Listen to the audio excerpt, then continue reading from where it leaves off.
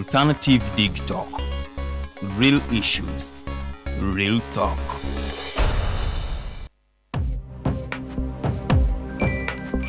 Go to the church, though. Tawali man, what's up? Man, can you imagine people just dump everywhere? Someone drinks water and throws the bottle wherever. Come on, Rogers. What else do you expect people to do with an empty bottle? Ssenyonyi Joel, did you know that plastics take at least 450 years to decompose? What? That's a long time. Exactly. Because plastics are made out of a lightweight and flexible material that doesn't decompose easily. And plastics everywhere in the environment cause plastic pollution. What is plastic pollution now? It is the accumulation of plastic waste in the environment, like bottles, polythene bags, straws. All of these contribute to plastic pollution. I have been using them without knowing their effect. Yeah, a lot of people have. Plastics are a danger to the ecosystem, both on land and in water. So how can we overcome this problem? Is there something we can do? Oh yes, we can reduce by minimizing the use of plastics, reuse by repurposing them, or recycle by collecting and processing them into new products. Everyone wants to change the world, but no one wants to change themselves for the world. How about we change our habits for the world? And it starts with me and you. This message is brought to you by Alternative Digitalk. Hi, Rogers. Can I ask you something? Shoot. What does corruption mean? Well, summarily, corruption is abuse of public power for personal gain or for the benefit of a group to which one owes allegiance. For example, when a public office is abused by an official accepting or soliciting a bribe. By the way, private people can be corrupt too, like bribing police officers to escape fines. Okay. So exactly how does that concern me? Well, do you pay taxes? I guess, yeah. What does that have to do with this? Everything. Because those taxes you pay are supposed to facilitate services you use, like water, electricity, roads construction, medicines in hospitals, name it. Okay, that is much bigger than I thought. But it can be stopped, right? Well, yes it can, although it may not be as easy as it sounds. And here is the reason why.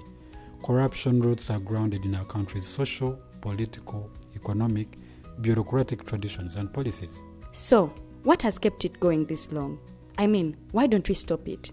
Well, the main reason why it has been here for so long is because institutions are weak, either as a result of poorly defined ethical standards of public service, weak administrative and financial systems, or ineffective watchdog agencies.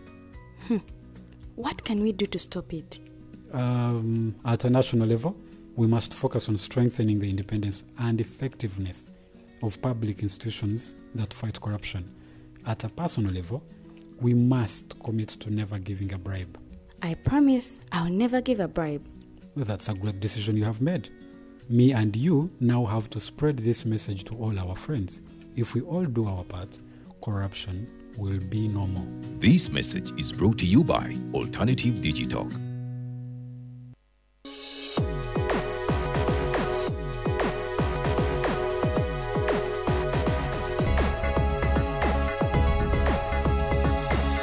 The Alternative Dig Talk.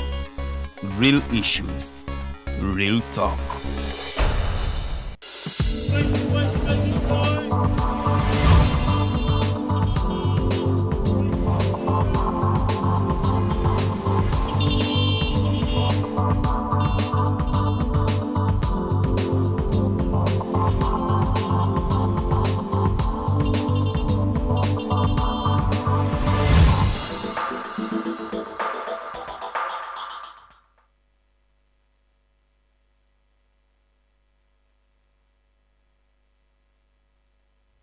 Wasuzotia gwe munanga akedde naffe olunaku olwaleero olunaku lwakusatu ennaku z'omwezi 24 omwezi ogwa April omwaka 2024 mbabuzaako mwe mwenna abakedde naffe abatwekuumiddeko yonna gye musizidde okubanga mutulaba nze omumbejja luwedde Lilian ndina omumbejja Farida Bikobere bwe tugenda okubanga tutambula ate okutuuka ku ssaawa 4 ez'amakya g'olunaku olwaleero tulinze Munnamateeka Kato Tumusiime agenda kubanga atwegattako obaolyawo twongere okubaganya ebirowoozo ku nsonga ez'enjawulo ate ezigenda maaso mu ggwanga lyaffe.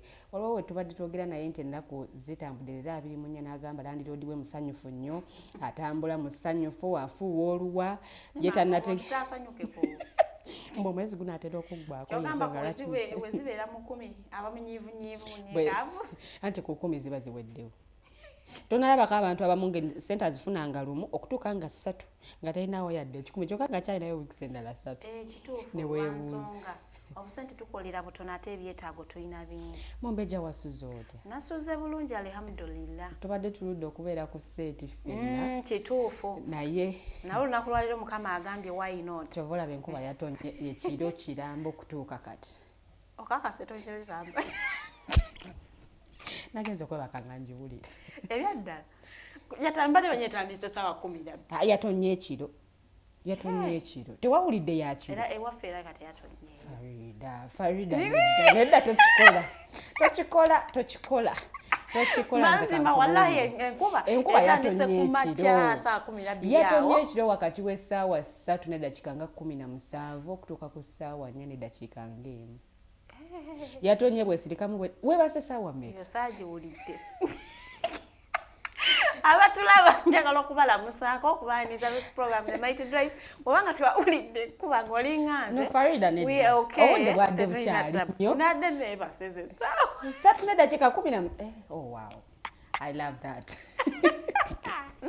munnange ezo essaawa zinabadde nebasa make sure nkozesa sente zange za rent nezigwayo bulungi saya sirina kwekwasa landlord bw'afuuwa oluwa bazimmanja bw'afuuwa oluwa tewali buzibu waddembere naye bwe yateeka akantu ke kajjamu ssente naye atugambira landlord afuuwa oluwa musanyufu omwezi gunatera okuggwako naye nga twagala okubategeeza ba landlord nti bannayinaffe gye tukolera emyezi giggwako nga tebannatusasula so totubanja nnyo abamu bamanyi n'okusaba bu advance mbukakati obadde toyinaayo okwo tujja kwebala omwezi ogujja twebale how can we kwebala nkwako ntya rent ow'ekitundu tujja kwebala ogujjayo gunaatuuka ojja kuleeta bulesi kitundu tujjuze wali byebiki ebyo olwo receipt nebanga evaayo etya nanti eno ebeera gentleman's agreement tebagikolera landlord abamu tebeetaaga gentleman's agreement by then waliwo landlord gwe nalabye yagobye omupangisa we entabwe emugobya asomba enju yagifuula lumusnaptop watugamba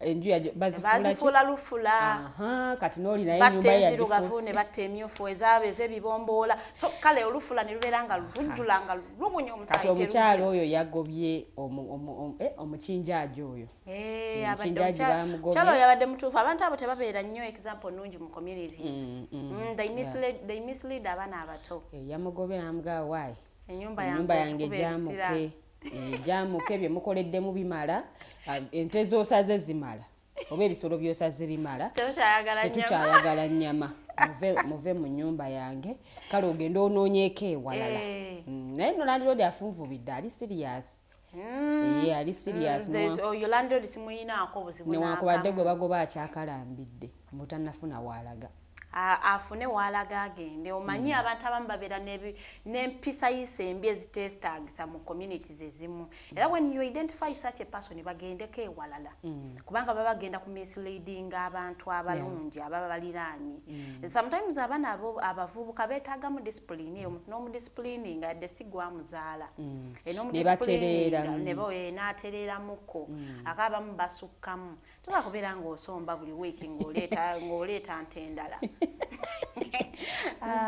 ate nezimu zebaleeta zireka zoonoonye so nno munnange nno nga tukyali ku abo be baagobye n'omukulu Fred nanga yavuddeyo n'alangira abanuupu n'abategeeza nti bannaaye ebyambalo byammwe ebyo byambalo bya poliisi era tugenda kubakwata munagenda mu maaso nga mwambalo ebyambalo ebyo omanyi nti abo bayina ejjeze mbalabako simanyi traffic police nga waliwo wa traffic waliwo simanya gosilo simanya Bobby ahead nenga abaana bayina ejje wansi awo ate bitomera n'otomera amayinja kwonna kuno kati simanyi basinziira ku kyokuwa rank ezo ndowooza ekusanyusiza gy'olonda eyasookawo gwe bawa rank ennene mbwe oba bakulaba nga tosekaseka ng'oli munyiivu nagana najja sobola ejje kyendimanyiiko bwe likusanga mu kkubo viirawo ddala semberayo wala otherwise bajja kukutomera kuba tebasiba balina amaanyi mangi nnyo so bwe liba likusanze mu kkubo nze ndowooza oba bibaleetera n'okubeera misled okulowooza nti kituufu but I think kituufu balina nnyo eryanyi poliisi bwevaayo okukyogererako nze ndowooza it's a good thing omanyi tubadde tulaba ne babbawunsa bambala black n'ayambala black okuva ku mutwe paka eno kati nolowooza lwaki bambala n'obukookolo by the bambala n'obukookolo talk about that nenebuuza bafaaki nze nali simanyi nti balina n'abakulembeze abo batwala balabye eggulo nga basisinkanye poliisi yagamba tukkiriziganyizza ffe ng'aba bakulira ebyambalo tugenda kubikyusaamu I think eddembe eringi lireetera abantu abamu okukola buli omu kyayagala obutagambwako mulimu ne ba security guards abalina uniforms ng'obuzaabuzibwa n'ogamba ono ali mu poliisi alimu oba just wa security so I think kirungi nnyo kye baakoze okuba nga bavaayo okukola ku nsonga otherwise tubadde tugenda mistakeninga abantu munakyala bajja kubba abantu nga balowooza ba poliisi nga tesi ba poliisi of course muba mumanyi ba poliisi olw'ennyambala gye bambaddemu because ffe twamanyira aba poliisi bambala bwe batyo ne beesabika bateekako obwawa noosimani bambala zino engatto zino jango boots empanvu kwegamba naye kati buli omu ayambala engatto eyo buli omu waddemu okwakufune kutungisa ekyambalo kye nga bw'asiimye kwegamba ndowooza kirungi nnyo poliisi ebeereko ebayiseemuko ekikwekweto basobole okuba nga bakendeezaako manyi nekyo ekintu kyongeza obumenyi bw'amateeka omwana ateekako ekiyunifoomu ekyo n'agenda n'ayimirira ku kkubo tubalabako wano abamu oli n'avaayo olw'okuba ayambadde essaati ye nga njeru bulungi nnyo n'atandika okuyimiriza n'ayimirira kwatandika okuyimiriza n'abasaba ebisaanyizo pamiti ye eriwa naye nga tagendako ne mu training school n'emu bamanyi n'okwewalwanka abo b'oliko abamu bameja abamu basajjenti abamu simanyi bazijjawa naye simanyi basinziira ku kina nti okwewa amayinja ago n'ebitiibwa ebyo ndowooza olwanka gye wakule weegomba gy'otwala nti nze meja nga tomanyi oba nze genero tetubalaba bano so ndowooza gy'owulirawo oyagala ogamba muhozi oyo lwaki bamuyita genero nange nze genero njagala mbuza jjano bijjirwa ekitiibwa ekyo oba yakijjawa yakyewa self appointed kwegamba we otuuka n'oga nti nange kusinziira ku ntalo z'enwanyi singa mbadde mujje kati nalibadde ku lwaka eno n'ogyewa ndowooza kwasinzidde eryo ebbeetu eringi naye I think abakuumaddembe bave ensonga eno bagiclearing bagenza okuvaayo ate nga kitandise okubeera too late because abantu abasinga ojjukira bwe bavaayo mbu simanyanga bambala engoye ez'ebibombolo ebiringa ebyamagye tugenda kubakwata tugenda kukola tutya zaali camouflage clothes ezo nazo zaali zisusse kati ng'obuzaabuzibwa okwawula ekibombolo ekyamagye n'ekibombolo eky'omuntu wa bulijjo lwakuba waliwo omuyimbi gwendaba ye abyambala simanyi oba ye tebamulaba babalaba naye ndowooza waliwo omuyimbi oyo alina n'amukuuma ayambala era ekibombolo ekyo simanyi oba ye amukuuma oyo mutendeke naye nga ye simanyi oba lwaki ye tagambwako tujje tuba nokoleyo ndowooza poliisi ebalaba oba I think abakuumaddembe balina engeri gye batunuulizaamu eriiso limu ne balitunuuliza eno eddala ne balireka eno waliwo eyaŋambye mbu noono omwana eyagenda ewabbalamu okusaba abaana ba Nuupu bateebwe yali mu kyambalo kyabwe ng'ekya people power bulungi nnyo balina ne bukofiira obwo ne bubareeti naye teyagambwako beewunya ate lwaki bavaayo saawa eno okubagambako nga baalitandikiddeko oyo nagamba okusinziira bw'oyambadde tokkirizibwa wano kubanga ennyambala gy'oyambaddemu ya poliisi ate nga toli mu poliisi naye bagamba teyagambwako naye baavuddeyo tandika kubanga babayiikiriza era Joel Ssenyonyi yagambye nti ebyo ekyambalo kyabwe kyava dda poliisi tesobola kuvaayo leero okubagaana kubanga kyava dda nga baani nanti ng'aba people pandoza gye baaviira eyo kyekyambalo kyabwe kiba identifyinga nti ba people balina okuteekako kabareeti bulungi nnyo ne bayambala ng'ebyambalo byabwe bagenda ne babitunza simanyi oba National Unity Platform ekitebe kye kibikuba oba balina ba specific tailors naye bwe obubereeti bujje buli ne ku party headquarters babutunda nga kuliko wano Nuupu naye nze ndowooza I wouldn't mind the beret because waliwo ne osobola naawe ogenda okugula kabareti kono okambala for fashion stuff. Like you want to look beautiful and you put it on. But also nze kyenfaako nnyo engeri gye batunzamu ebyambalo byabwe ne beeparedinga ku kkubo as in it is what is kyali badde kikola amakulu naye what is mind the barret. Kuba abakwatibwa nabo tebagamba nti basangibwa n'ebyambalo by'abamagye naye si bonna kubanga abawere nemba n'emisango okuva mu 2021. Omukulu Ferdinand Luther Ferdinand ye ebibye byali birana nnyo teyalina na kabereti ku mutwe n'akwatibwa n'atwalibwa naye bwe bamugulako emisango gya kwambala bukofiiro si gye emisango gye bamugulako kakati I think si bonna nti bakwatibwa lwekyo. So nga tukyali ku ebyo by'abaano tubambadde ebyambalo bya poliisi tebambadde ne bavaayo ne bapointinga assistant RDCs 100 era kigambibwa mbu bano bakufuna omusaala wakati w'emitwalo 8 n'akakadde. Njagala tutandikire ku kiki bagenda okukola. Bagenda kubanga assistant kitegeeza ki oyambako oli. Bagenda kubanga ndowooza bambako ba deputies okubanga batambuza emirimu gy'omukulembeze w'eggwanga mu those particular districts and cities mwe balondeddwa. Waliwo omwami omu gwe nawulidde ng'agamba ye kati ekifo kyaliko ye namba 3. Namba 3 waawa. Ku bukulembeze buva mu office of the president mu district eyo. Anti ya assistant. Yomu kuba assistant ya. Naye nga mulimu ne be balonze nga tebasaana kubeera bakulembeze ng'omukulu Yiga kisa kya Mukama. Ono yakunamira Obuganda. Oyo tasaana kubeera mukulembeze. Sinzira ku ethics z'aba leaders. Ate empapula okay. Empapula ayinza okuba nga aziina katugambe. Naye engeri gye yeeyisaamu mu bantu tegwanidde kubanga balondebwa okubeera omukulembeze akiikirira abantu. Omusajja omukulu wayambulira engoye. Alyoka akunamira abantu. Tusa kungamba mbu omuntu oyo asaana okubeera omukulembeze. But I think we tutuuse Uganda eyina ssente oba oliawo bwe tukabya kajjanja nakye. Si gye emisolo gye bali mu kugereka abasuubuzi. Kubanga ye agenda kukunyigiriza akuteekeko emisolo egiyitiridde because ayina balina okukola ki okusasula. But I think as a country I think we are losing it because kati n'omubaka wa Parliament ajja kwetaagayo omuyambi. Bwe tulaga omubaka wa Parliament agambe saluuni ne wardrobe bagala babateekerewawo engoye boutique ku Parliament. Woba ogidde mu suuti yo kale netakunyumira by lunch time n'ogenda n'okyusa n'akaviiri ne bakatangira bulungi nnyo noddayo olw'eggulo ng'onekaanekana.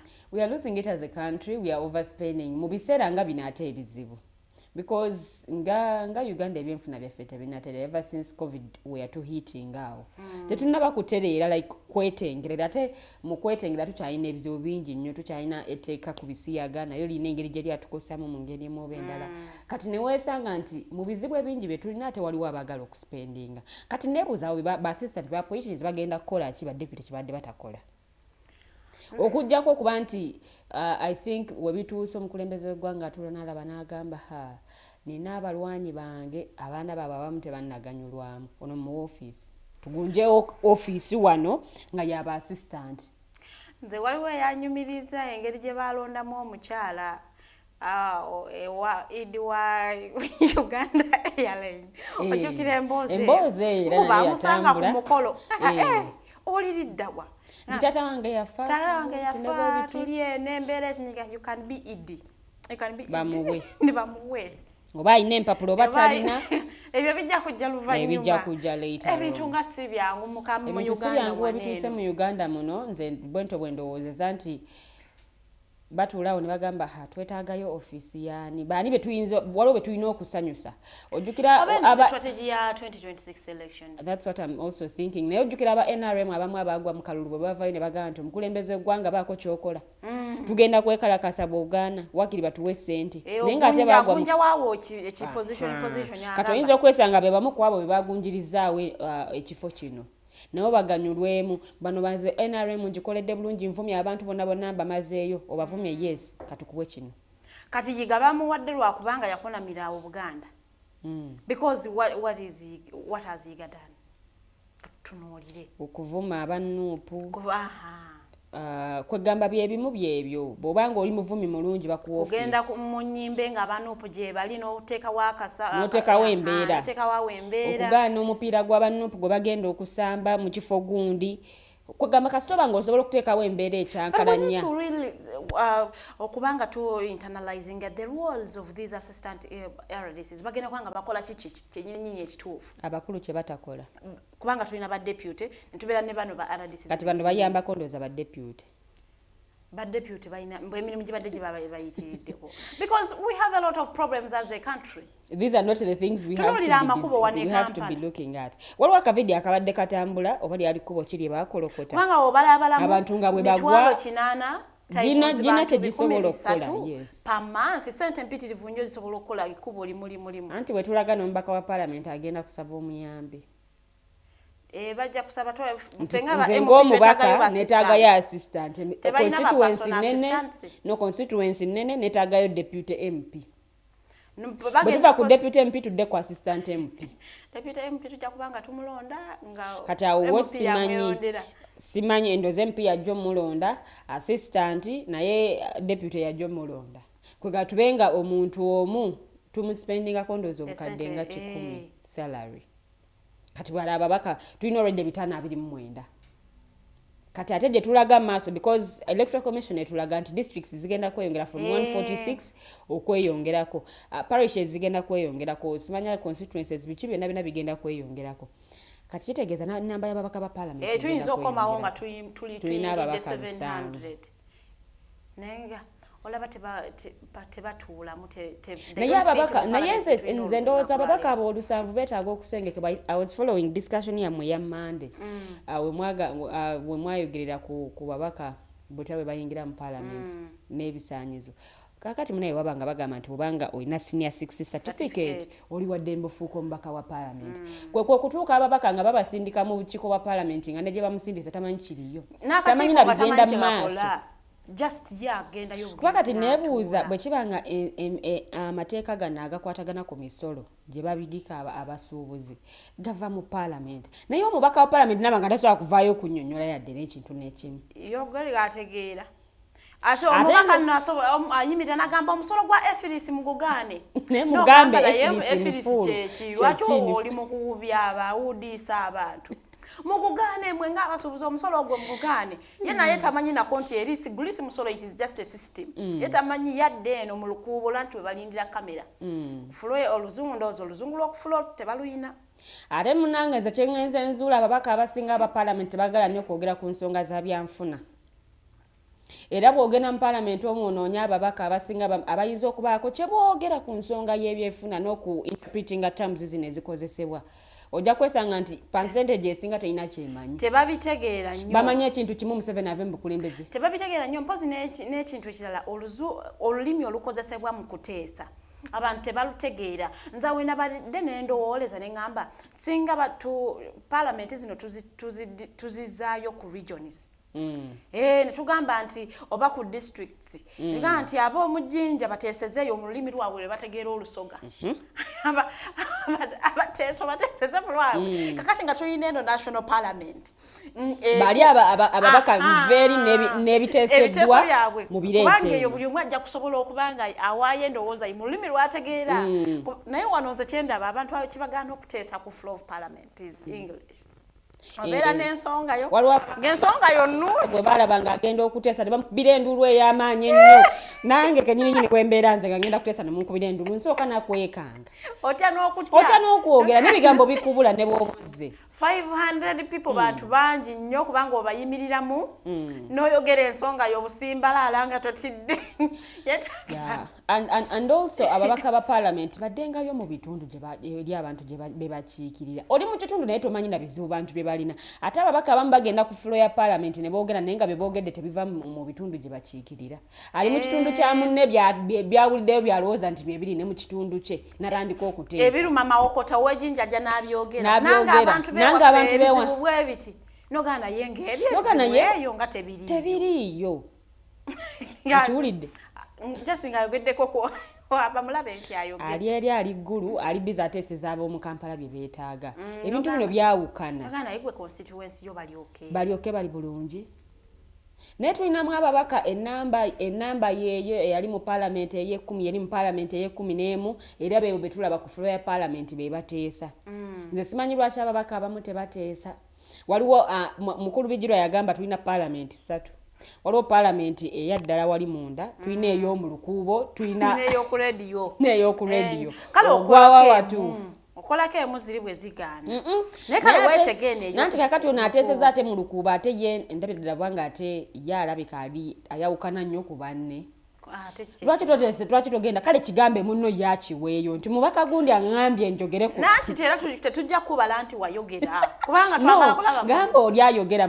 omubaka ajja okwogera mugambe nti omubaka Farida antumye nze twakolanga mu ssomero mbu teacher Lilian is saying yes this one is saying nti this and this and this n'ababaka leo bakikole bwe bato tumanye nti kale alabika mereddwa kale wenyige ku Ssemuju omwenyigeko wano mugambe honorable Ssemuju gwatera okwogera nsabontereye ensonga eno abantu bange baluma n'enyamba giteekeyo ku fulo ya paalamenti tumanye nti naye wateesa naye okuteesa mu lukuubo tekuyamba kusinzira ku honorable bwati okuva mu constituency ye abantu be baagala kino naye abantu be baagala kino naye lwaki omuntu bwati just tavaayo mu parliament n'ateesimbawo ne tufuna omuntu bw'abanga alina senior 6 certificate baatugaa waddembe okwesimbawo okusinzira ku mateeka ga Uganda nga bwe galambika tulina nnyo ababaka bangi ab'ekibogwe ate tulina nnyo ababaka abasomya amateeka naye abamu ensonga alimu asomya amateeka ateesa ne ku byenfuna abamu yes eyo koose egwa wonna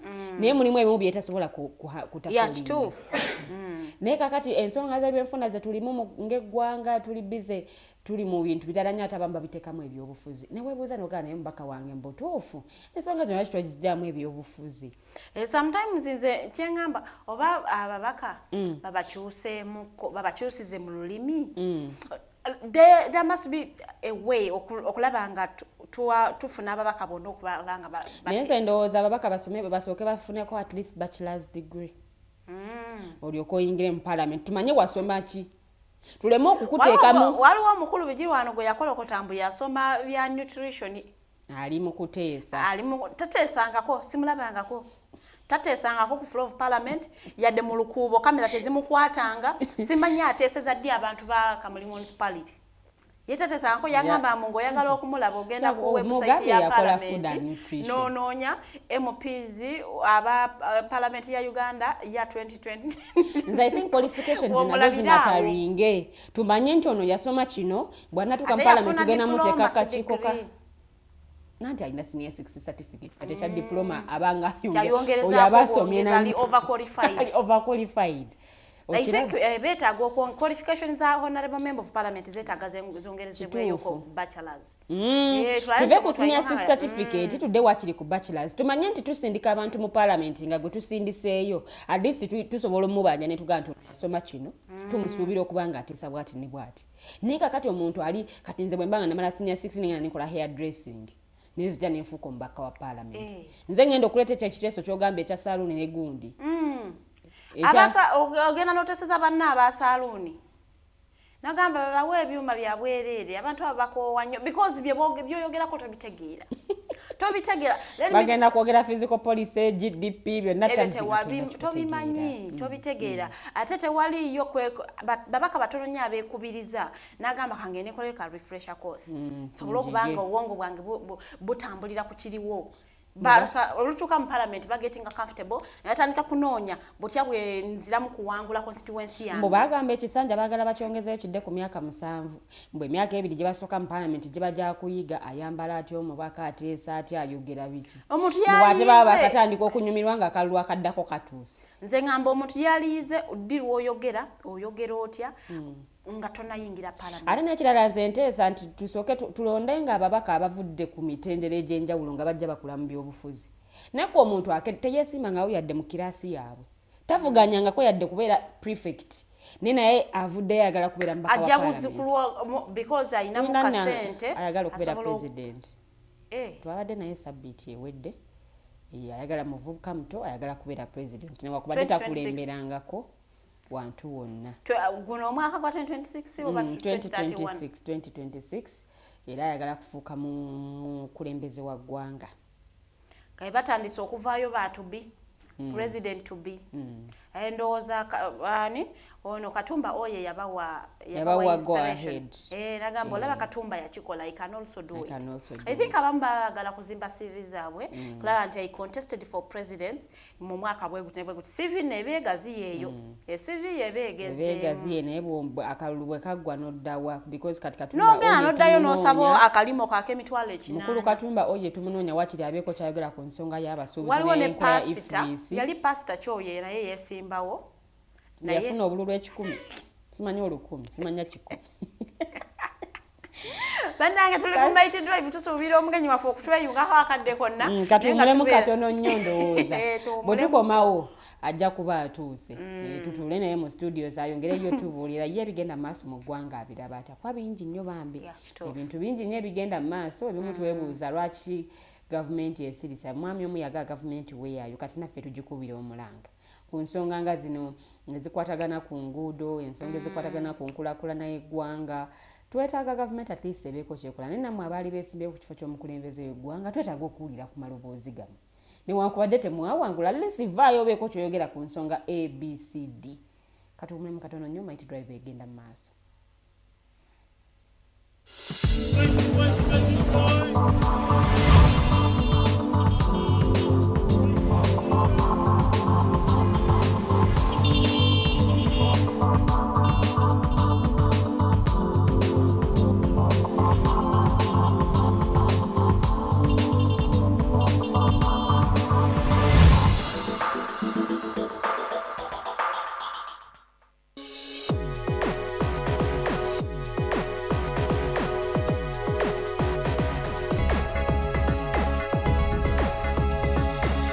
The Alternative Dig Talk. Real issues, real talk. Are you craving for that special meal that will entice your taste buds and leave you with lasting thrilling memories? Look no further. Spice Island Bulenga has got your answer. Natural, fresh and delicious juice, the best meals. Don't miss our daily specials from Monday to Sunday. Pizza Wednesday, Saturday Pizza Bonanza, you buy one and take two. Come dine with us and feel the experience. We are located at Prime Shopping Center in Bulenga, Mitiana Road. For inquiries, call us on 0704111720. Spice Island, we treat your cravings. Hi Rogers, can I ask you something? Shoot. What does corruption mean? Well, summarily, corruption is abuse of public power for personal gain or for the benefit of a group to which one owes allegiance. For example, when a public office is abused by an official accepting or soliciting a bribe. By the way, private people can be corrupt too, like bribing police officers to escape fines. Okay. So exactly how does that concern me? Well, do you pay taxes? I guess, yeah. What does that have to do with this? Everything. Because those taxes you pay are supposed to facilitate services you use, like water, electricity, roads construction, medicines in hospitals, name it. Okay, that is much bigger than I thought. But it can be stopped, right? Well, yes it can, although it may not be as easy as it sounds. And here is the reason why. Corruption roots are grounded in our country's social, political, economic, bureaucratic traditions and policies. So, what has kept it going this long? I mean, why don't we stop it? Well, the main reason why it has been here for so long is because institutions are weak, either as a result of poorly defined ethical standards of public service, weak administrative and financial systems, or ineffective watchdog agencies. What can we do to stop it? At a national level, we must focus on strengthening the independence and effectiveness of public institutions that fight corruption. At a personal level, we must commit to never giving a bribe. I promise I'll never give a bribe. Well, that's a great decision you have made. Me and you now have to spread this message to all our friends. If we all do our part, corruption will be no more. This message is brought to you by Alternative Digital. Looking for a pair of shoes? Les Up Stores has a wide range of selection for unisex footwear. We have the best quality of all brands at pocket-friendly prices, and we make deliveries countrywide. Just place your order or reach us on 0772 08 0090. You can also check up at Less Up stores on all our social media platforms. Less Up, craft your own footprints.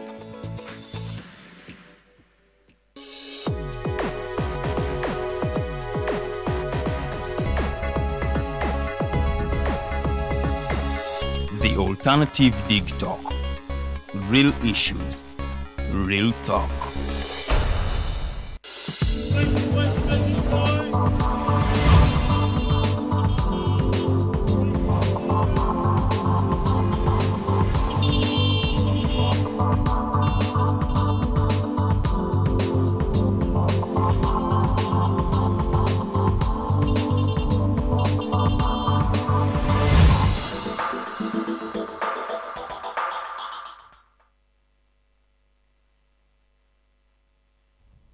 Kulekayo mukumulamu okwo Might Drive ye program jogena maaso n'okuba ng'olaba nze omumbejja luwedde Lilian ntudde n'omumbejja Farida Bikobere n'omukulu Kato Tumusiime omukulu ono munnamateeka era nga ye mugenyi waffe olunaku olwaleero yagasoma n'agakugukamu kakati gwe tulina mu studios okwongera ate okutanya ku nsonga ez'enjawulo nga bwe zigenda mu maaso wano mu ggwanga kale tutambula ffenna okutuuka ku ssaawa 4 ez'amakya g'olunaku olwaleero ndowooza kasooka atulamuseeko naye nga tanatulamusa oli waaseno ono wa Manchester mpozi wa Manchester so aba Manchester balabirawo they don't wish anyone good unless it is in their favor. Ata otuwayiriza naye si enkola yaffe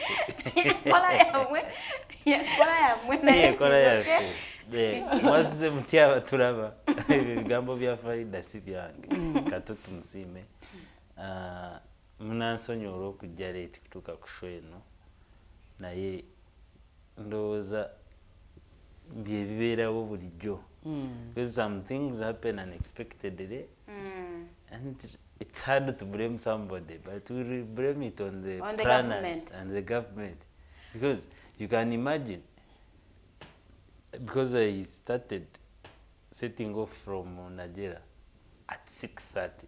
I was on the road. You can imagine I've just reached Makindye at 9 almost. You get, because anyway, ndowooza tukitekene ku economy badde b'emmotoka banga 5 awo mukubo nga zasise and the people who were driving them were trying to use the wrong side of the road. So creating that kind of compact emanyi that's how the problem was. Because of the unpredictable traffic and you know when it rains in Kampala, flooding everywhere, people end up falling in ditches that are potholes in the middle of the road. I think it's now forms part of the road. In Uganda it's normal to find a very big ditch. So you find water covering the road, you don't know where the hole is, where the trench is, and the trenches are just open. So those are some of the kind of challenges that I faced today, but finally I'm here. Are you blaming it on the government? Is it on the road users? I will blame the road users and the government itself, because if the government itself cannot make well the roads so that they can avoid such ditches, leave alone the ditches, the trenches themselves, because you know when they build roads they build the trenches on the side to help in the drainage. But some of those trenches are even uncovered. So when it rains, the road is flooded and they are filled with water. So it's hard for a road user to ascertain whether this is the road ends here and this is the ditch.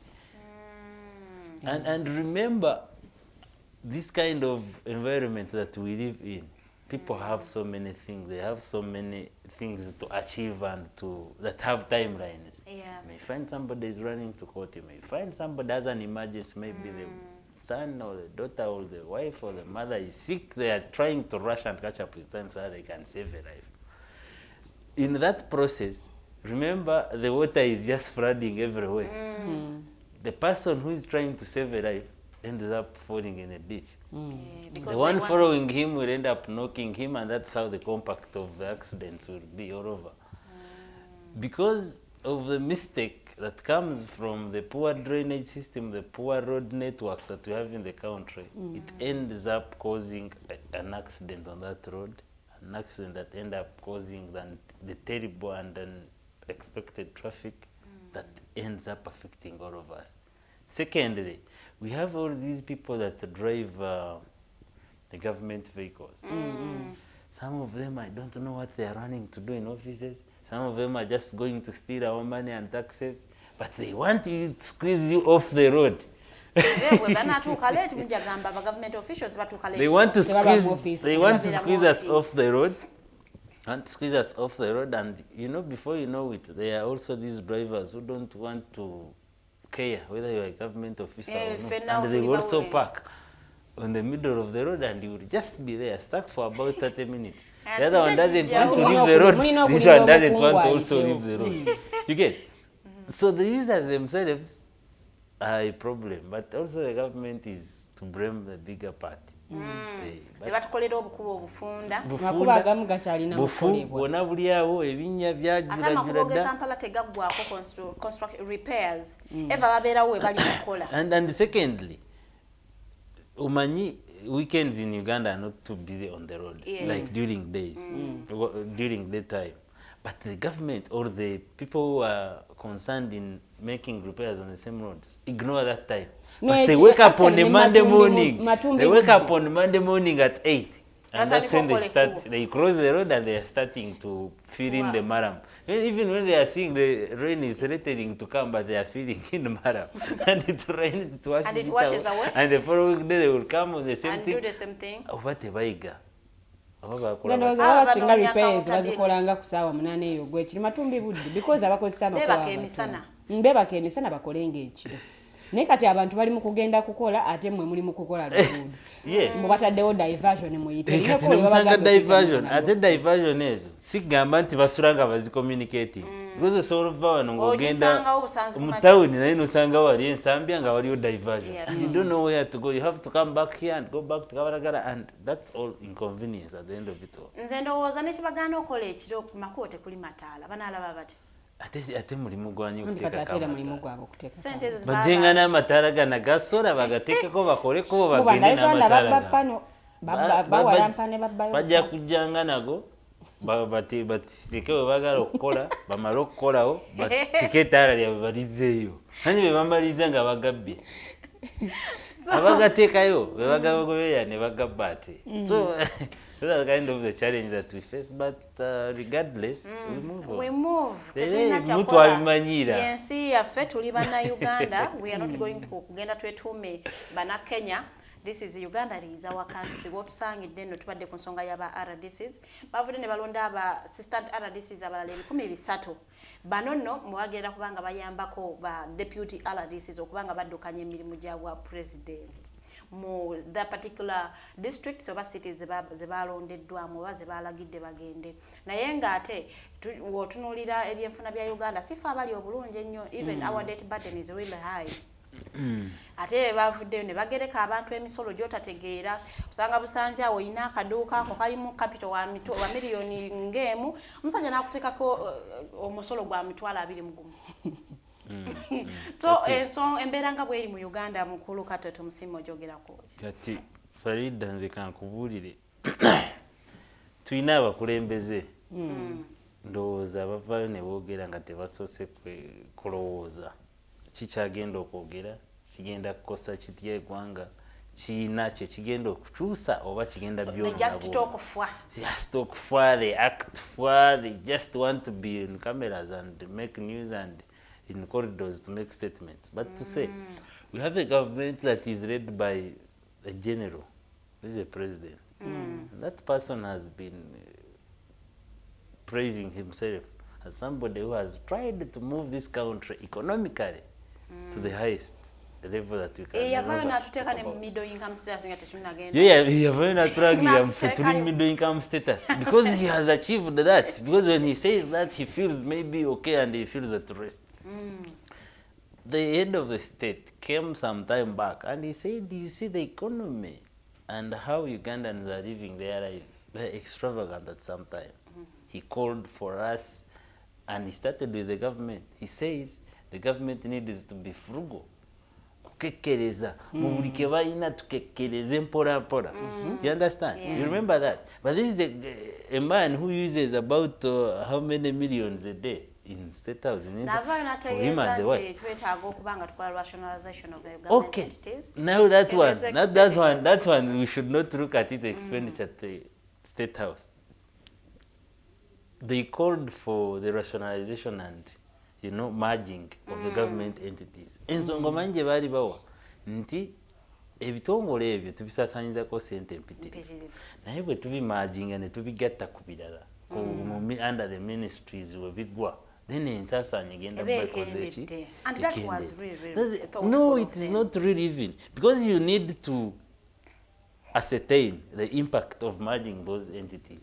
First of all, assess, are they performing to the expectations of the Ugandans? Are they fulfilling its roles? For example, katugambe UCDA ekola omwanyi erimbye omwanyi. Is it performing its best? Bobo yagala gikwata giteeka under the Minister of Agriculture. Minister of Agriculture yekoze eki. Agriculture is the backbone of this country. Yet koredde kinga ministry. Okujjako okutegeka national events ne bayita abakulembeze ne babagabira ebyokulya ne balwanira mu nyama. What else has it done? But you see, such kind of entities, what I'm trying to say is that they go and reach to the common person. Omulimi w'emwanyi eri wansi ne bamuyigiriza omwanyi bagusimba bwe bati, which something the Minister of Agriculture has never done in its years since I've ever lived here.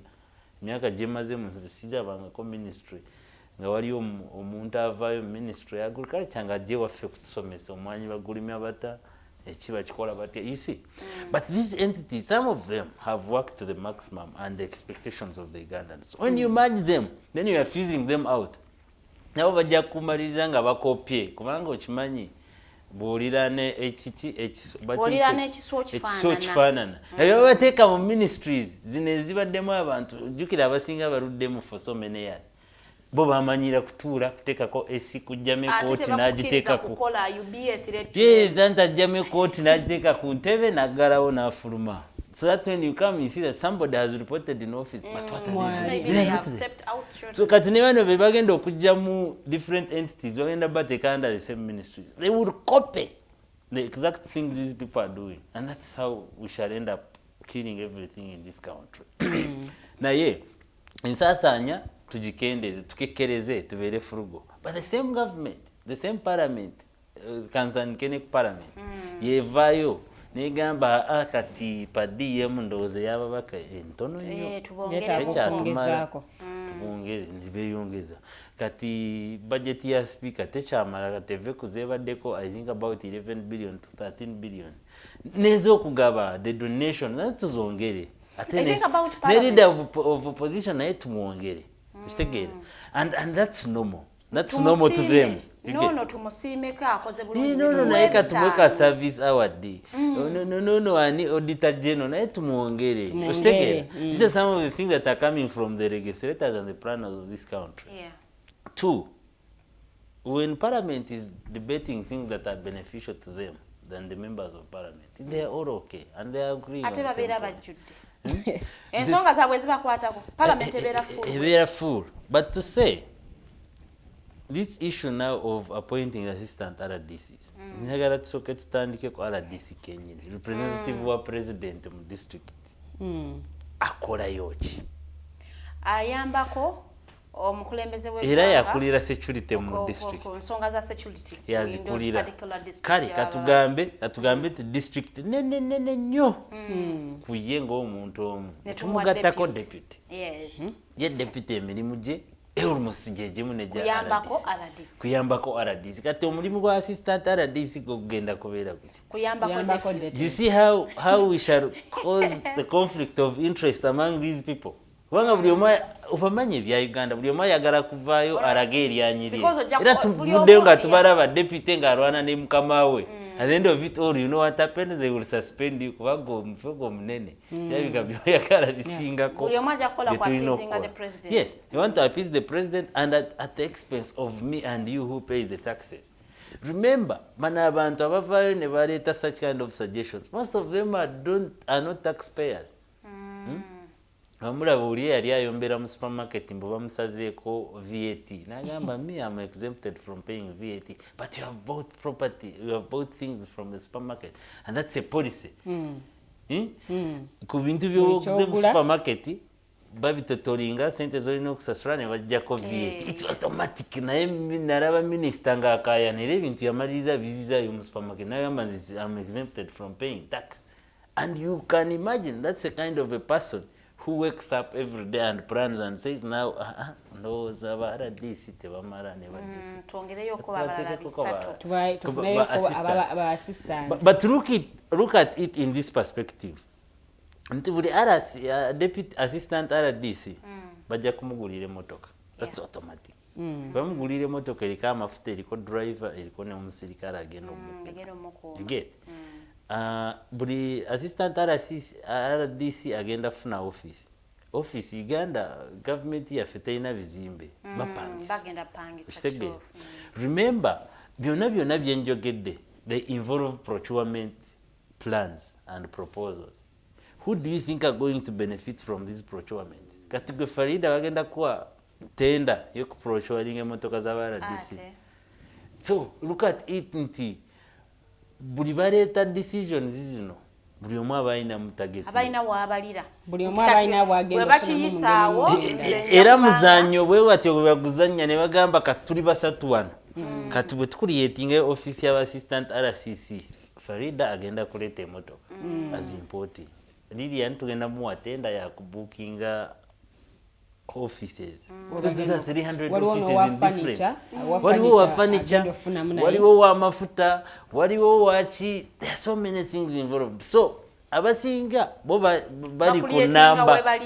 Bo abasinga kati mu Uganda tebasobola kutunula the bigger picture and the cost effectiveness of that kind of appointment. Naye waliwo bali abatuula eri abakulu. Bamafuta mingi abo. Bo bayine engeri gye babazemu ekibalo kyabwe era ugenda kulaba ba MPs nga bavuddeyo ne bakuba kelele mu parliament and it will end up there. Because somebody will ask them ndowooza kakwecho okulabirako ekirungi mu COVID.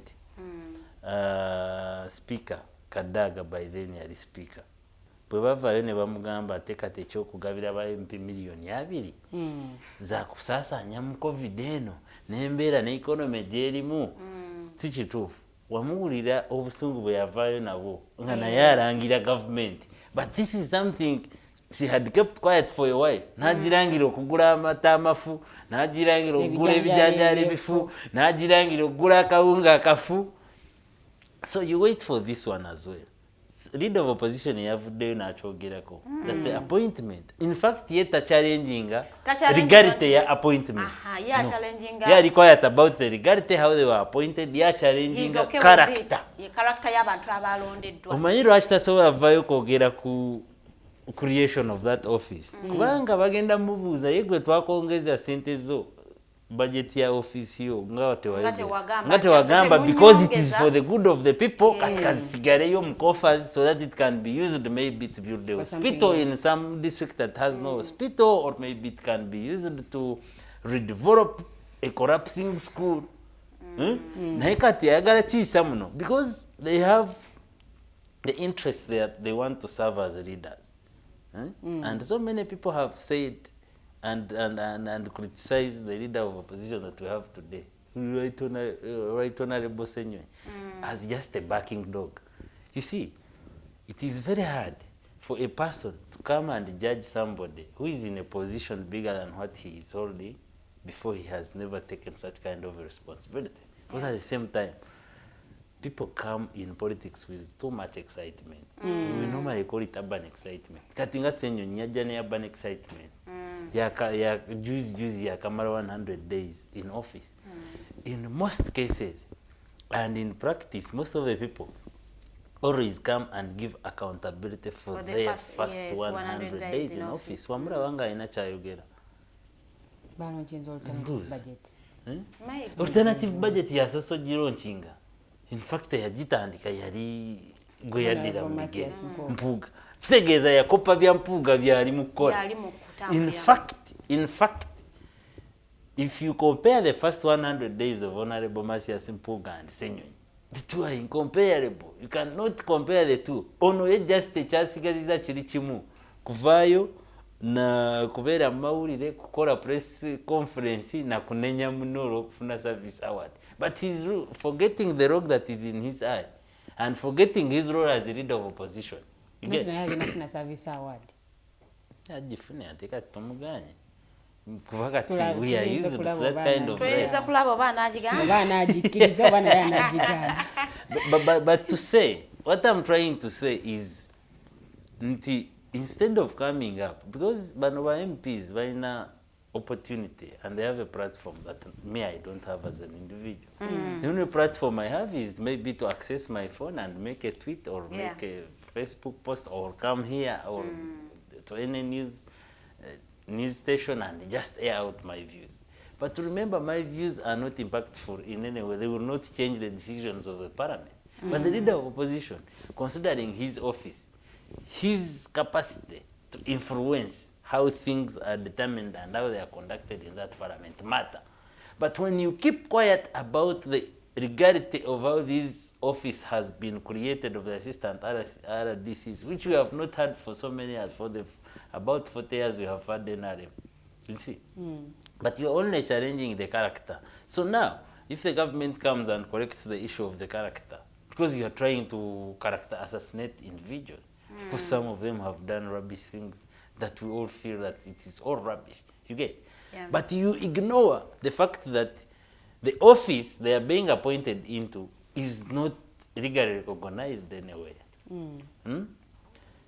Government egenda vayo egambe ani gonenya ani gwe twalonze nga character yesi yenunje yokubeera mu kulembeze ba pointing kwani kuyiga bamuyitani yeyiga kisa kya mukama ambe akatikale uyakola ki obyogere byonna byakola katoyo tumuje katikati kayoliri yani abireyo.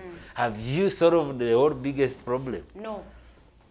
Oba toyina kyo solving. So some of these people want to just come and make PR. And I think the urban excitement we have in that parliament is becoming too excessive. So and to you, Honorable Ssenyonyi, ya frontings ensonga nchamu. It was just ensonga. Teina answer. Like it doesn't call for any. It doesn't call for any action. It doesn't call for any action. It doesn't have any effect because about the kind of the 300. Because if you ask him, he will only talk about one individual. Because of what he did. You get? And it means out of the 300, you are only challenging the appointment of one person. But the other 299 have a cost impact on us and the taxpayers, which is something you should be talking about regarding the position he has. But maybe somewhere, somehow, maybe some of his colleagues are also being appointed. That's why he doesn't want to. Wachaliwo omwoyo gw'okulumirira eggwanga wakati wa gavumenti n'abali ku ludda oluwabula gavumenti. Bona nakugambye bona be bamu. When it comes to things that benefit them individually, yes. Okay. Motoka MP kirabika ziri miliyoni 2 tezimala bulungi katuongere ziwere 2 kyekyo kuba nange njagala vuga emotoka enene naye ate abamu tebazigula ate ebameka baali baziguze tebazigula naye ate tebazigula ero basanga nabo bavuga ziwishi bali muzi baziyita kizino zi spatial because they want to be frugal maybe. But you know, because that's also an act of corruption and misuse of taxpayers' money. Because remember that money is got from the coffers of government. The taxpayers' money. We were told but Jeko million kumi baziwo mbaka wa parliament. Kubanga bali bagamba nti buno motoka obutono nga ffe bwe tuvuga. Tebuwa mubaka wa parliament tebumujjayo nga omukulembeze because these people are I don't know which kind of word I can use to describe how they feel about some things. But yaraba okuvuga akamotoka katono tagenda kuweebwa ekitiibwa mu bantu bavaamu. Tayawukanye ku ate balala. abasinga bayingiramu eyo palamenti nga n'akagaali takagulangako mu bulamu bwe. Nga takagulangako. Naye kati olw'okuba afunye position and that's free money, ayagala naye kujova exploiting. Kale katuzikuwe. Naye genda ogula emmotoka ng'esaana ekitiibwa ky'omubaka wa palamenti nga bwe wayogera. Secondly, baali bagamba nti in case of accident, people with smaller vehicles suffer a very big damage compared to the people in bigger vehicles. That was also one of the reasons why an MP should not drive a car of 20 million. Car because wanafuna accident ajja kufuna damage ya kufa mangu simanyi bwe bityo. Nengera tubalabye ne mumpenko ningera accident bazifunira ne bafa. Because you know death is death. Nando waneno kalira ni agamba nti obabongezeemu ko kusoma kwabwe. Bafe ku certificate ya bagendo bakubachalazi. In fact ne bachelors yo katemara. Ate it must be beyond bachelor. It must be beyond bachelors. In fact, in my view, considering the roles of a member of parliament and the primary role being legislation, kukola amateeka kati ogenda kukola atya amateeka nga tomanyi na biki ebisaanidde okubeera mu mateeka. Gwe batugambye yasoma food and nutrition. Okitegeera Farida, why I'm saying it must be beyond that. In fact, there should be a law that says that for one to qualify as a member of parliament, I know kubanga at least yasoma diploma in law as a minimum qualification. Because the biggest role and the primary role of a member of parliament is to do legislation, and legislation includes making laws. Kati, there are principles that govern the law-making process. Yes. Making and drafting legislation. Kati MP wo oyo wa food and nutrition agenda kutandikira. Sibe bora banga beba sem parliament nga baweta banaabwe. They are judging people in parliament. Because the issue on the floor of parliament, they have nothing to contribute to it. Abamu bagamba nti yamanyi ge gali mu oversight. Oversight. But look at the primary role of a member of parliament. Mbuyadde okuvasinga government. Because the primary role of a member of parliament is legislation. They only come as contributors. But the legislation to make laws, which laws must be for the good governance, for the development, security of this country. You get? That's the primary role of a member of parliament under the constitution. You get? If a member of parliament doesn't know which things must be included in making a legislation, what is he or she going to do? What is he or she going to help in this country? Two, there are principles, like I told you, that govern law-making processes in Uganda. First of all, any law that must be introduced must be in conformity with the constitution as a grand norm. If an MP doesn't know just a simple logic and a simple idea of such kind of requirement under the constitution, which kind of law are they going to make? And remember, every law that is challenged in court, it has been given and prioritized and financed from our taxes. You get? Even when we feel that the law is very bad and terrible and does not correspond with the requirements under the constitution, the Attorney General and his office, the representatives, do you know they get per diem, they get facilitation to go and attend those court sessions? Do you know how much they spend on litigating and finalizing a constitutional petition? That's all a cost effective. Because of having MPs, because of having legislators that don't know what they are supposed to do in the first instance, that don't rethink and think on what they should consider and prioritize while making a law. So, bano basiniya 6 simanyi nakola MDD, simanyi nakola uli akola chipozi food and nutrition mulala waliwo no aba MDD no kati beyongedde but surprisingly naye yana bote bavayo kuteeka lya copyright kati bayina chibina abayimba je bali but we have a law that regulates copyright in Uganda. Naye nze tunulawo nembalaba nga buli omaka ayanira copyright law. Have we tried to enforce what is already in existence? Subiri eteeka lya 2007 copyright law. Oba tebalitegeera. kati mulimu gwani Mumbega Farida yagayo ebitaputibwa obuzibu obuliwo oluzungu. Anti oluzungu luba oba bateeseza engeri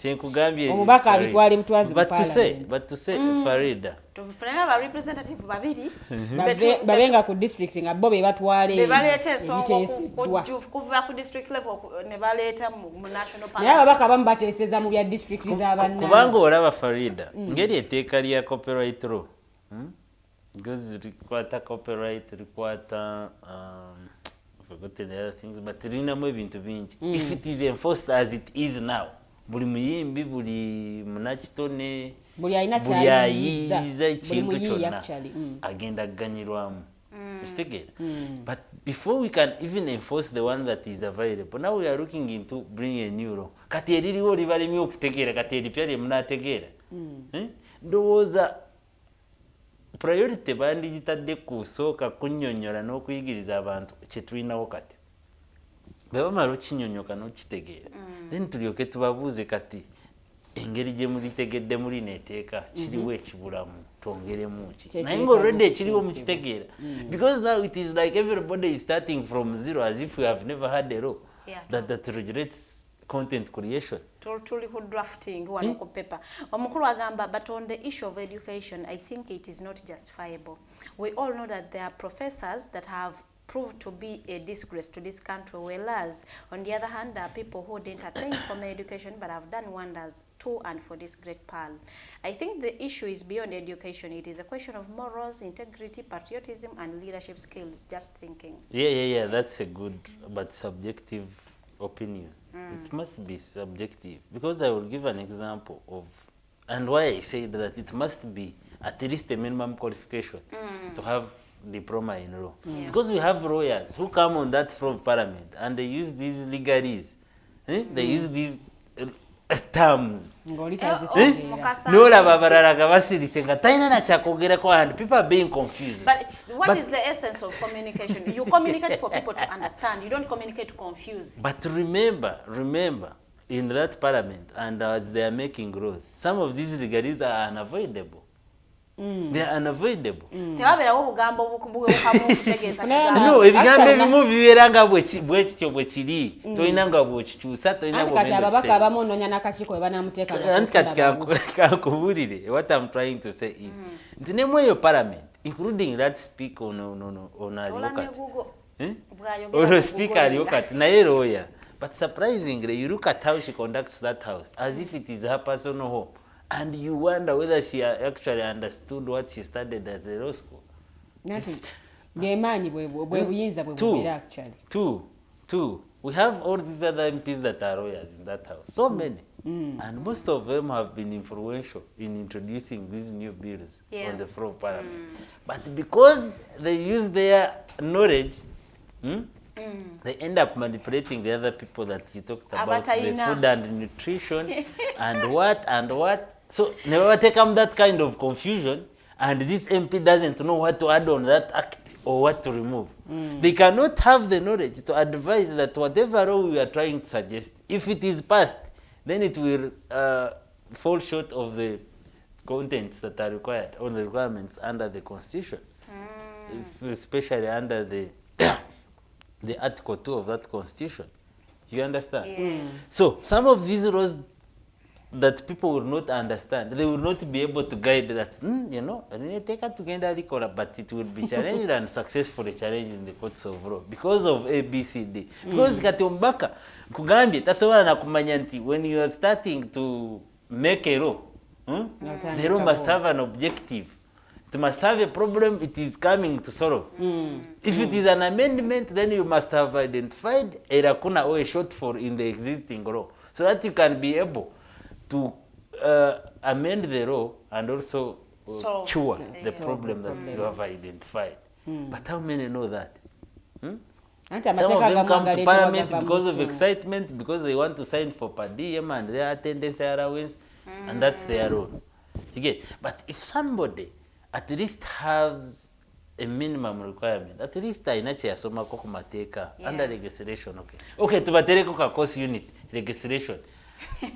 how to make laws so that they can be able to keep following at least anatambula gayo n'akatabo ke yasomeramu ka notebook oba kabeere ka short course oba nga ka 6 months oba tukateeke ka 6 months myezi 36 oba tukole pamphlet to translating ne mu local languages nga tubawa. And these are the processes that must be followed when making the laws. And tubawa ka Luzungu ne tubawa nako Oluganda for example. Oba ko Luteeso. Oba ko Luteeso, oba ko Olunyankole. Oba ko Luzungu nako Olunyankole. Kati nasigala ng'asoma muno n'asoma muno. Nga tusobola obbakolera baziyita ki audio visual. Nteekako omuntu n'akasoma bulungi mu Luganda ne mu Luzungu n'annyonnyola. Lyogera ku kino na kino ligenda kusolvinga kino na kino. Bwe twogera ku kino. This is what we mean. If you are making a law, these are the things that you must look onto. You understand? Yes. According to the Constitution, Article 2 provides for ABCD and we can explain to them. Maybe nezibakiriza n'okubeera nezi headsets mu gundi mu parliament. Ntoliwa asoma ekigambo n'ayamba etteeka lye tuleeta lijja kusolvinga ABCD. Oba tokitegeera ndowooza tubateeremu ne ba translators ngeri emabega nga bwe bakola mu international conferences because they give you headsets and you tune to Kiswahili, tune to English. Kati buli language gye tulina mu Uganda babeerenga boogera ngeno kifuna mu Luganda buli language gye tulina mu Uganda tubateerengamu ndowooza because now we are looking at the bigger picture. That is a good idea. We are looking at the bigger picture on how we can solve this kind of laxity in that parliament. Because at the end of it all, we are not favoring ourselves. By the way, that one Speaker yogera Oluzungu waliwo Omuganda nga bitaputa bulungi nga gw'owuliriza. Because it will be easy for you. Nawe ngene boba tomanyi ndowooza tukisene muteeka. Ndowooza tukisene muteeka kubanga abamu. Some of those people sit in that parliament because they cannot freely and perfectly express themselves in English. Thank you. Katima tulinawo ba interpreters tukkirize omubaka.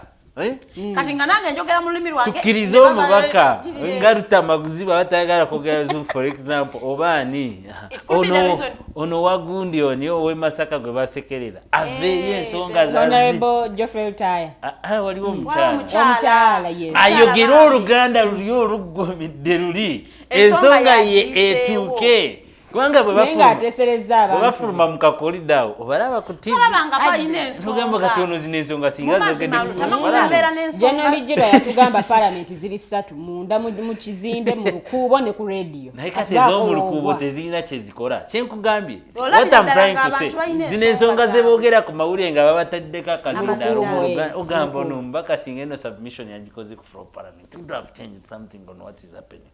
Kati bwe tulina such kind of interpreters omusajja najjayo ensonga ze nga bazogera ku Lukuubo ba ku radio interpreter nazi-interpretingira abantu ne bazitegeera and it forms part of the Hansard. We shall have an impactful parliament maybe at some point. Onagambye education is not an end for a good law.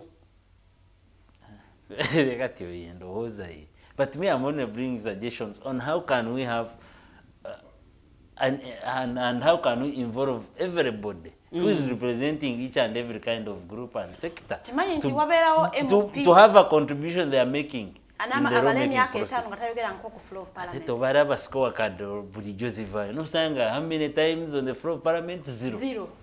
For the 5 years. For goodness sake, ataddayo eri abalonzi ne bamukomyawo. Waliwo abamu abaga nti ye tajja kubeera ku floor ya parliament ng'abaga amateeka kale.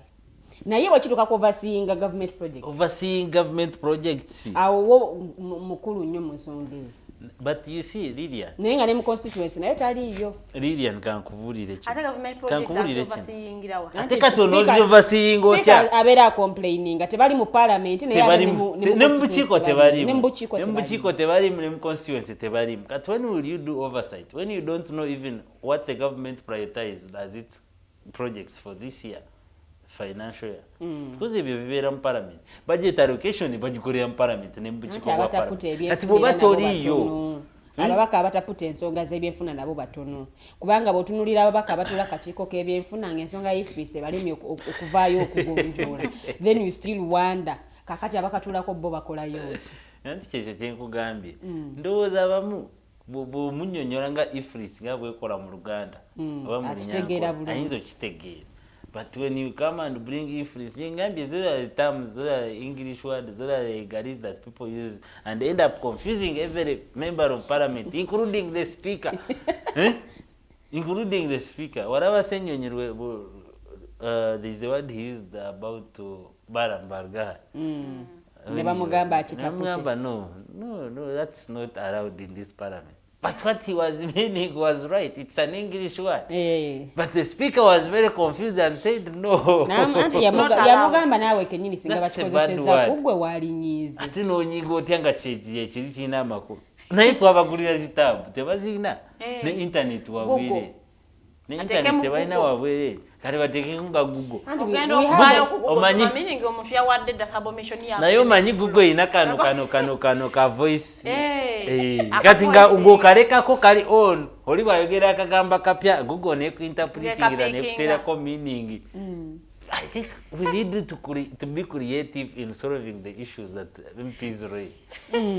Wanga oli omuwulira ng'ali ku radio agamba nze speaker tampa chance kwogera naye nga tetukulaba ku TV ng'owanisa omukono. Nga tetukulaba ng'oguwanisa. But because some of the people want to fool the voters, azembeerayo nga speaker mpalana. Tulina ababaka abasituka nga just speaker yakatuuka. Baby no speaker movement zakola mu parliament nga yawo wasitukira. Bwe kiggwa nga atuula. So what I'm trying to say, we have to create all the possible solutions to favor each and every member of parliament. If there is some sense they want to add in the development and the leadership of this country, at least tubayambe kwao. It is easy to comprehend in your mother tongue. On a government that parliament is more dangerous than armed highway robbers. Atikati amduwe robbers. Tufuneyo commissioning ye salawo ku misolo gy'ababaka ba parliament nga sibebe salirawo. Eyo ensonga nkulu. Naye nanti obuyinza twabo bawa kale baddembe okukola buli kyonna kye baba basiima. The emoluments and salaries. Tufuneyo commissioning ekole ekyo. Taken by member of parliament. But you see. Nanti tebaagala ensonga zino zifuna. Kati kankubuulire how Uganda works. Uganda is funny. And this is all because of the deficit that we have in our leadership as a country. Uganda is very funny. Uganda will come and members of parliament will pass a budget.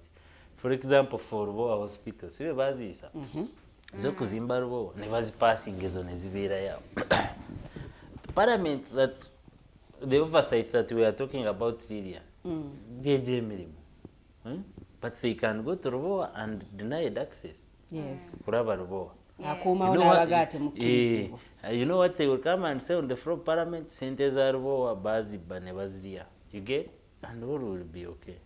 The next move will be somebody who has the personal interest to come and say, let us create a commission of inquiry to inquire in the issues of Rubowa. They will pass a budget for that commission of inquiry. That commission of inquiry will stand.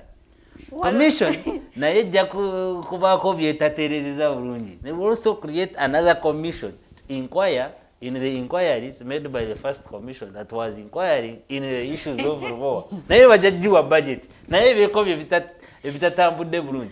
At the end of it all, we end up rotating in the same circus, and the beneficiaries are always the same.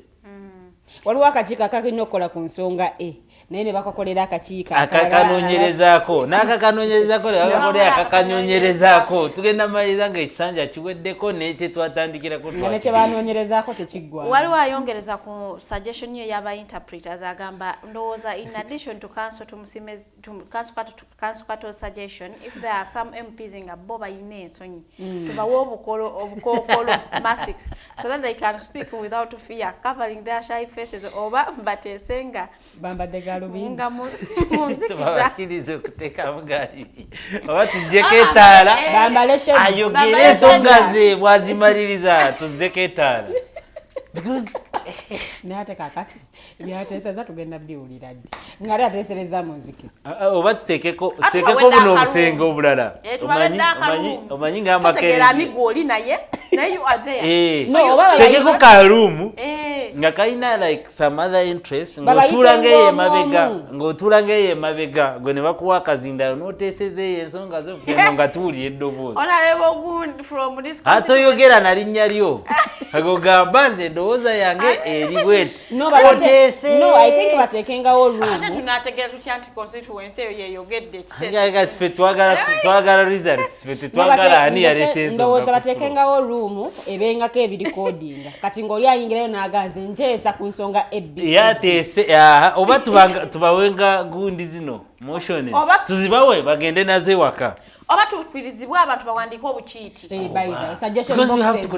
okasuulayo ewa sipiika nga tebamanyi nti gwawandiikibwobeera gwe otekako erinnya lyo n'ekirala Farida ndowooza tubanguyirizeemuko nnyo kubanga balina emikutu gya WhatsApp gye boogererako n'ebirala kati tutekengayo motion za debating enkya tuzitekengayo then omuntu omu nga Farida bw'oba nti endowooza yeeyo typing oba okole voice recorder ogiteekeyo enkya mu Palamenti tugiplaying kuteesako ati awo abantu bajja kwegaana gaisize nateesa oba tubiwandiike oba oteekeko comment yo then waliwo bano ababaka abamanyi okwogera ku floor Parliament ogiyise muono ogambe suggestion gye twabadde nayo wano ogambe naye nze gundi niwo wawanonyeko asimanyi kwogera ntume honorable Ssenyonyi anjogerera ebiri mu Ssenyonyi ensonga yange osobola ogituusa eno gye nataddeyo nyamba ogyogere naye omutuula nakumpi omutuula nakumpi ng'ogamba honorable Ssenyonyi nze njogera naye kyenjogera abantu bebakiikira abantu babemakide era ensonga yaffe yeeno omukyala nakyeyunerita agamba if we want a better parliament let the MPs' benefits be cut. We shall get patriotic other than the current opportunities and unemployed job seekers. Yes, but that one now should be done through making, I think we need to petition the Constitutional Court. And it should give guidance on how the emoluments and salaries and allowances of a member of Parliament are determined. Because at the end of it all, may I find them as public servants? They're public officers. They hold public offices. And why would somebody, in fact, in my view, I would feel that the MPs should also be under public service. So that their salaries are arranged under the system that also sets up the salaries that are got by other public servants. So that we know that this is their defined salary of ojja myaka etaano gwe guno omusaala mwena tulibongeza nga tuongeza the other public servants. This doesn't make sense every term kati most of the people don't know how much an MP earns because the value of earning 2 years back maybe is not the same. Naye bwe tubateeka under public service, then we have like annual reviews. If we want to review the salaries of the public servants, we will review also the salaries of the MPs. And it will be easier for the MPs to pass such kind of increments in the salaries. For example, for teachers. But now, tebafuddeyo kubanga ebejjabwe batuwawo never voting kati tuongeze sente zaffe. But when it comes to a sensitive issue of a public servant, for example, a teacher, then they will be reluctant. That's when you will find about 20 MPs in that house and they will say we have no quorum. And when there is no quorum, no procedure, no business will be conducted in that floor of Parliament. You get? Naye bwe tuteekako like a policy, and MPs can never determine their own salaries and wages. And they should also be controlled by the public service. Yes. Also form a pool of other public servants that we have in the country. Then we shall have achieved a lot of changes in this country in regards to the imbalances that are in the salaries that are got by different people and their allowances. Nti public service over a certain group of employees under the public service, wherever anybody thinks songas are or emisaala gyabwe okuba emitono oba obutenkana ne bagireeta ku floor of parliament, a member of parliament will feel concerned because at the end of it all his or her salary will also be affected at some point. Ndowooza ekyo kyekijja okumalawo ebizibu nti n'ekirala ne bano abajja mu parliament just to come and pick money nga tinakyerine bwayogedde naye tugenda bbanga tubamazeewo because at the end of it all politics zaffe kati wano mu Uganda and especially on the parliamentary level it is now an investment. Ti omuntu agenda kukwata millioni 07 as investing in Kalula expecting to earn because an investor expects profits at the end of it all. Nti we bagenda omugambira naye tulinayo kano ka service award ak'ebitaano abale mu kalu kange nateekamu meka si 8 kati ebitaano mbasisazeeko nkyatuulaawo kati wawe milioni 5 tulina eteeka lyetuyisa mba nsenguddeku awo ebbanja mba ndikendeeza you get. But if we have patriotic, we have good and well-mannered politicians that have morals, that have principles they believe in, then we shall not have such kind of nonsense and nonsensical transactions that happen in this parliament. For example, I think this has been the most corrupt parliament that we have ever had. It is just very young. We've not seen the one that is coming. But this one now has put the standard so high. It has put the standard so high in being corrupt, being useless, and all that. Comment eno nayo gigatteko olwakaddeke nga tuwunziko mwesige Joram Chenjo agamba Tumusiime ought to know that parliament, like the entire government, has no solution. A great redemption on the law should be done to guide this country. The government of no standards is a useless government. Yeah, that's true. But that's what I was saying.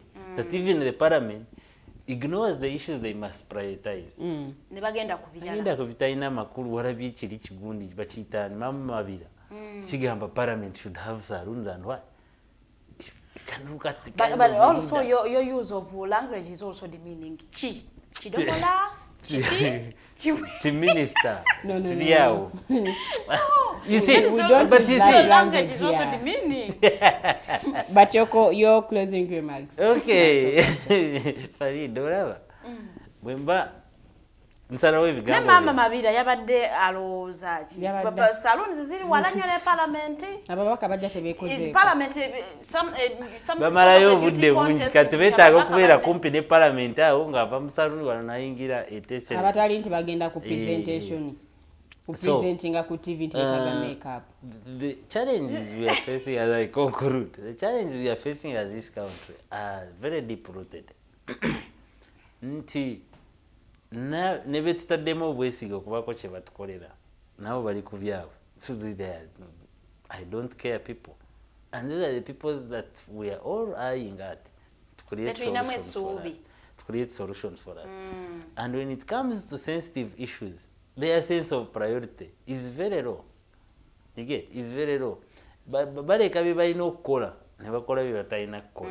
Kitegeera nti, for example, now we are in a situation where traders are just very demoralized about how much they are charged on taxes, including or vis-a-vis the taxes that are charged on the so-called investors who end up becoming hawkers in the city. Yeah.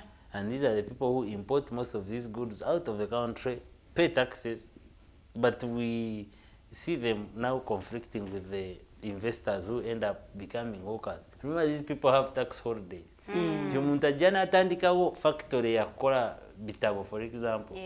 Ne bamuwa tax holiday for about 1 or 2 years. Aba alaba wabula emyezi 3 eyo company n'agiggalawo. Agamba tekola. Naye kati bangambye bw'otandika okufulumya bupeenizi buno bujja kukola. N'akyusa n'adda mu peenizi. Bamuwa holiday at the same time. So, to the people that are supposed to be paying taxes that are influential or that can have and add value in the economy of this country, have just ignored not to pay taxes, and the government is just quiet. It's very quiet. Kati nze naawe fa abalugwamu What the example ya minister yaganye okusasula what he bought in a supermarket because of the VAT being inclusive on the total amount. So which kind of people that we are dealing in? Mayo minister agenda otura mu parliament, MP agenda otura mu parliament, agambe ana the tax law, income tax act should be amended now to add values and increase the taxes that everybody is paying. Nti naffe kenyini fa babaronda abantu. We have to think otherwise and plan. Olabe surely wana kulonda onjire wo mubiri oguyiye okweri omwana alonda umbrella just gola ba umbrella tikinga kweri inachegaseko oba basi obanga president bwe yagamba nti wa NRM ne bwaba yebaseka stars kuva kusawa yo kulonda. Has it changed anything in what you ought to have had in this term? In the term, yaina ekisanja kino kyali securing your future. Now, this is 2024.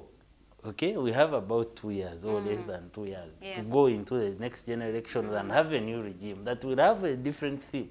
Is your future secured? If it is not secured, that will was and we say best we can change. At least if they cannot secure your future, secure your own future. If they cannot, but yeah, beware on the last 2021. So we so that you can keep moving and live a better life and live a better Uganda that is so impactful, that is good for everybody here, and that can be of value to us and the rest of the people that will follow us. Wow.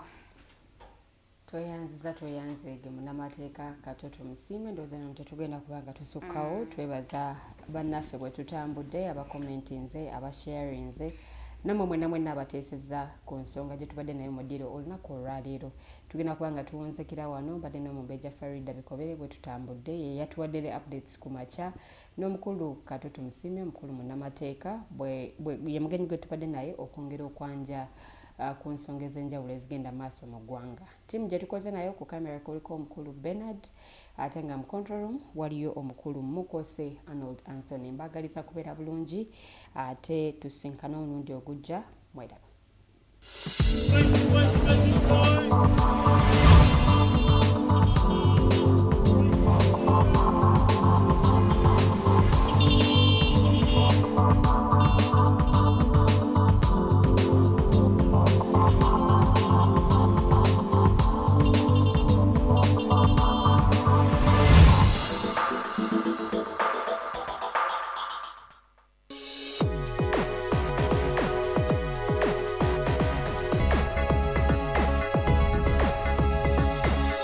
The Alternative Dig Talk. Real issues, real talk.